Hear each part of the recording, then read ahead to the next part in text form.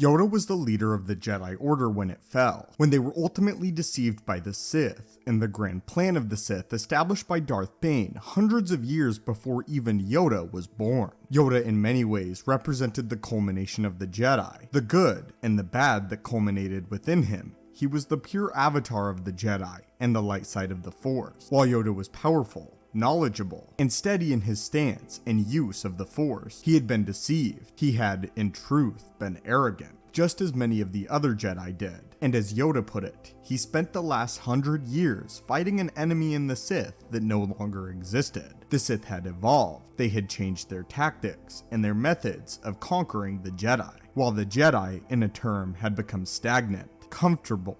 By the end of the Clone Wars and destruction of the Jedi Order, it would not be a stretch at all to say that Yoda was ashamed of what he and the rest of his Grand Order had become. Yoda had been utterly defeated, utterly embarrassed. The Jedi did not lose a war, they lost their entire existence, their very right to protect, live, and serve. It had been stripped away from them, and it had been stripped away from them by the Republic that they had sworn to protect and serve. This is why, at the end of Revenge of the Sith in the novelization, Yoda pledges himself to a brand new master, an individual that he refers to several times as his new master, and an individual that through the Force itself is the master of Obi-Wan Kenobi and Yoda, and in many respects is the pure, outright savior of the Jedi Order, the individual that would teach both Yoda and Obi-Wan to transcend, to move beyond the physical plane and realm of existence, and hopefully prepare them for the new individual that would bring rise to the Jedi yet again, in Luke Skywalker. The individual that I am talking about, and the individual that in the novelization for Revenge of the Sith, Yoda refers to as his brand new Jedi Master, and his new master that he will undertake during his exile,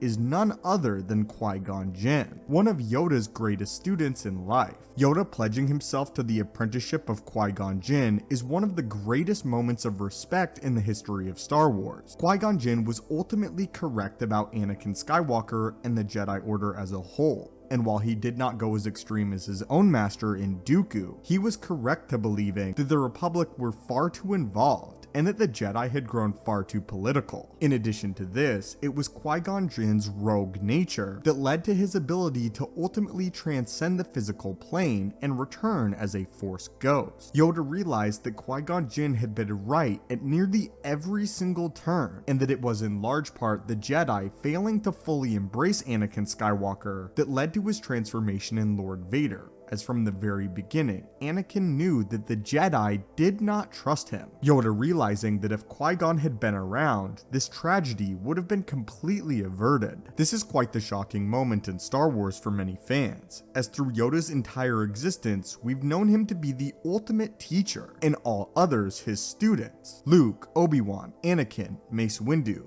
they all go to Yoda for advice and to learn. So for Yoda to humble himself, to be the Grand Master of a dead order, shows the fact that he has nearly no ego, especially after the Jedi Order has collapsed, and that now he's willing to pledge himself to a brand new master. In many senses, Qui-Gon Jinn, before Luke arrives, represents the true Grand Master of the Order. But what are your thoughts on this, and the fact that Yoda actually pledges himself to be the apprentice of Qui-Gon Jinn? How do you feel about Yoda doing this, as an ultimate sign of respect and admiration for what Qui-Gon has accomplished through transcending the physical plane? Did you know about this fact before this video? As always, my friends, thank you guys so much for watching. May the Force be with you, and have a great day.